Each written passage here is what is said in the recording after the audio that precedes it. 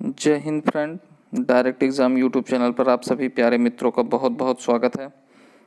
दोस्तों, जो वीडियो चल रहे थे, क्वेश्चन की श्रृंखला जो चल रही थी, उसमें लेके एक वीडियो हम आप लोग के साथ और जुड़ रहे हैं और ये वीडियो हमारा मंत्रिपरिषद से संबंधित है, मंत्रियों की नियुक्ति और उनके कार्य से संबंधित है।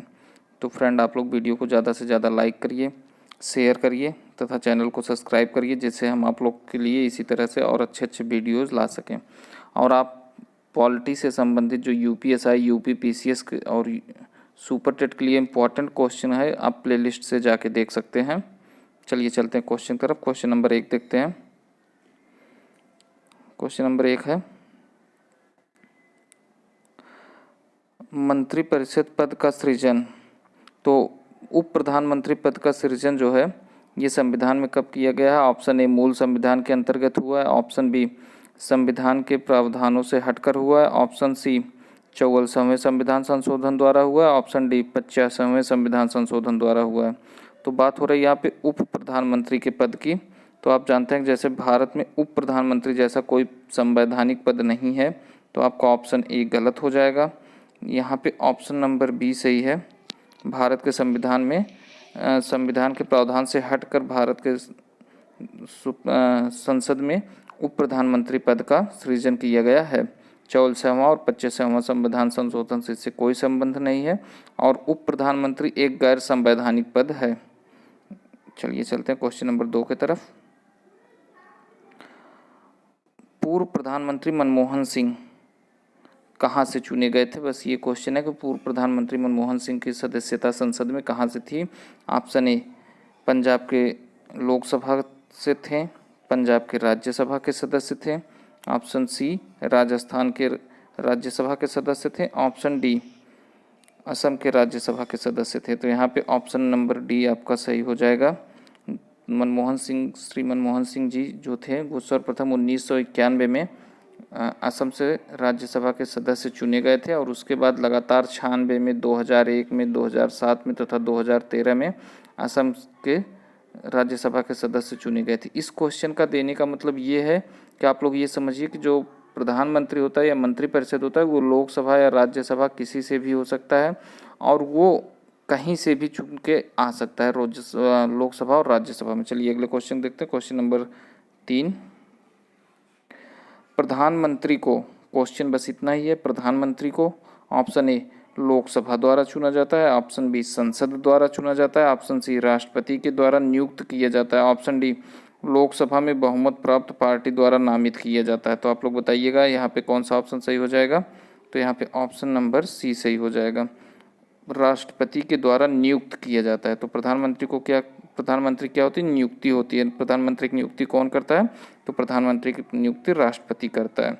लोकसभा से चुना जाता है, ये सारी चीज़ें आप समझ गए हैं। और राष्ट्रपति प्रधानमंत्री की नियुक्ति करता है। किसकी? जो संसद में चुनी हुई सरकार होगी, जो उसका नेता होगा, उसे राष्ट्रपति चुनता है। चलिए चलते हैं अगले क्वेश्चन की तरफ। ये प्रावधान आपके अनुच्छेद 75(1) में है कि प्रधानमंत्री को राष्ट्रपति के द्वारा नियुक्त किया जाएगा। और आप ये भी जान लीजिए कि जो प्रधानमंत्री की नियुक्ति होती है, वह संसद के सदस्य भी हो सकता है और संसद का सदस्य नहीं भी हो सकता है। अगर वह संसद का सदस्य नहीं है तो उसे 6 महीने के अंदर अंदर किसी भी, चाहे उच्च सदन या निम्न सदन की सदस्यता प्राप्त करनी होती है। चलिए अगले क्वेश्चन की तरफ चलते हैं। क्वेश्चन नंबर 4, जो व्यक्ति संसद का सदस्य नहीं है, केंद्रीय मंत्री रह सकता है? तो आप बताइएगा कि अगर कोई व्यक्ति जो संसद का सदस्य नहीं है, चाहे वो उच्च सभा का हो चाहे निम्न सभा का हो, तो क्या वो प्रधानमंत्री, केंद्रीय मंत्री रह सकता है? तो यहाँ पे हाँ, बिल्कुल रह सकता है। तो लेकिन उसके लिए एक प्रावधान है कि वह 6 महीने के अंदर अंदर किसी भी सदन की सदस्यता ग्रहण करे, चाहे वो निम्न सदन या चाहे उच्च सदन की सदस्यता ग्रहण करे, तभी वो रह पाएगा, नहीं अन्यथा 6 महीने के बाद वो अपने पद से हटा दिया जाएगा।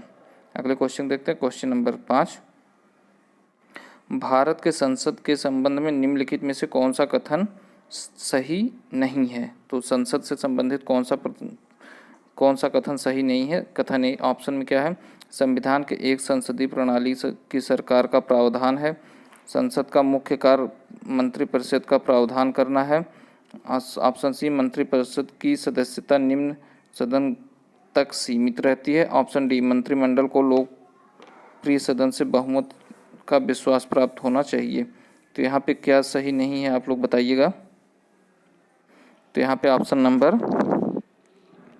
सी, मंत्रिमंडल की सदस्यता निम्न सदन तक सीमित है, ऐसा कोई प्रावधान नहीं है। निम्न सदन या उच्च सदन किसी से भी मंत्रिपरिषद चुन के आ सकते हैं, चाहे वो लोकसभा से चुन के आए, चाहे वो राज्यसभा से चुन के आए। अब जैसा कभी देखा, आप पहले ही बताया कि मंत्री चाहे तो लोकसभा या राज्यसभा के अलावा किसी भी सदन का सदस्य न हो तो भी वो मंत्री बन सकते हैं, लेकिन उन्हें 6 महीने के अंदर अंदर कहीं न कहीं से सदस्यता प्राप्त करनी होती है। अगले क्वेश्चन देखिएगा, क्वेश्चन नंबर 6। मंत्रिपरिषद सामूहिक रूप से उत्तरदायी होती है। तो मंत्रिपरिषद सामूहिक रूप से उत्तरदायी किसके लिए होती है? लोकसभा के प्रति उत्तरदायी होती है, एक संवैधानिक बाध्यता के अंतर्गत होता है, अनुच्छेद 75 के 3 के अनुसार होता है। तो यहाँ पे आप बताइएगा, यहाँ पे ऑप्शन नंबर डी सही है, सभी सही है। यहाँ पे जो हमारे मंत्रिपरिषद होते हैं वो लोकसभा के प्रति उत्तरदायी होते हैं। यह एक संवैधानिक बाध्यता है कि वो लोकसभा के प्रति उत्तरदायी होंगे, और ये प्रावधान अनुच्छेद 75 के 3 में किया गया है, इसलिए ये सारे ऑप्शन सही हैं, चाहे वो ए बी सी डी, चारों ऑप्शन आपको सही देखने को मिलेंगे। अगले क्वेश्चन की तरफ चलते हैं, क्वेश्चन नंबर 7। मंत्रिपरिषद उत्तरदायी है। तो मंत्रिपरिषद किसके लिए उत्तरदायी है? राष्ट्रपति के प्रति उत्तरदायी है, प्रधानमंत्री के प्रति उत्तरदायी है, अध्यक्ष के या फिर स्पीकर के प्रति उत्तरदायी है, या संसद के प्रति उत्तरदायी है। आप देखिएगा यहाँ पे ऑप्शन नंबर डी सही हो जाएगा। मंत्रिपरिषद किसके प्रति उत्तरदायी है? तो वो संसद के प्रति उत्तरदायी है। अगर आपको ऑप्शन में लोकसभा दिखेगा तो लोकसभा के प्रति उत्तरदायी है, अगर लोकसभा नहीं दिखेगा तब वो संसद के प्रति उत्तरदायी होती है। अगले क्वेश्चन देखते हैं, क्वेश्चन नंबर 8। केंद्रीय मंत्रिपरिषद त्यागपत्र देने के उपरांत निम्न में से कौन सी एक सही स्थिति नहीं है? अगर केंद्रीय मंत्रिपरिषद त्यागपत्र दे देता है तो निम्न में से कौन सी एक स्थिति सही नहीं है? ऑप्शन ए, राष्ट्रपति शासन लागू हो जाएगा।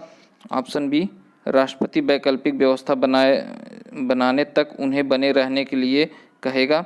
ऑप्शन सी, वैकल्पिक व्यवस्था से अभिप्राय यह है कि यथासंभव शीघ्र नई सरकार के गठन हेतु आम चुनाव कराए जाएंगे।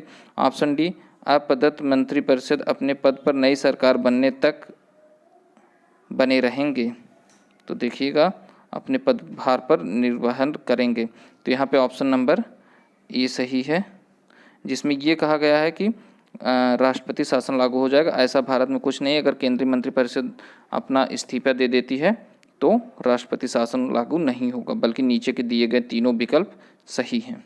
आगे चलते हैं, देखते हैं क्वेश्चन नंबर 9 को। निम्नलिखित में से कौन सा एक प्रावधान भारत के मंत्रिपरिषद रखती है?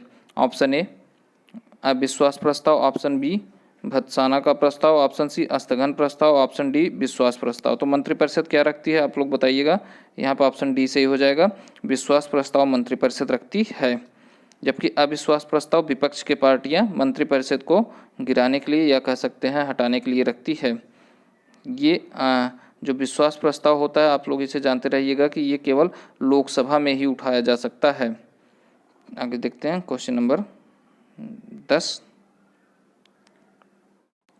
किस सदन के सदस्यों द्वारा बहुमत से अविश्वास प्रस्ताव पास होने पर मंत्रिपरिषद को त्यागपत्र देना पड़ेगा? तो क्वेश्चन क्या है, किस सदन के सदस्यों द्वारा बहुमत से अविश्वास प्रस्ताव पास होने पर मंत्रिपरिषद को त्यागपत्र देना पड़ेगा? तो जैसा आप लोग जानते हैं, यहाँ पे ऑप्शन ए सही है। अगर लोकसभा के सदस्य बहुमत से अविश्वास प्रस्ताव पास करा देते हैं तो मंत्रिपरिषद को त्यागपत्र देना पड़ जाता है। तो यहाँ पे आज का वीडियो समाप्त होता है। फ्रेंड्स, आप लोग वीडियो को ज़्यादा से ज़्यादा लाइक करिएगा, शेयर करिएगा और चैनल को सब्सक्राइब करिएगा, ताकि हम मोटिवेटेड रहें और आप लोगों के लिए इसी तरह क्वेश्चन की श्रृंखला लेके आ सकें। धन्यवाद।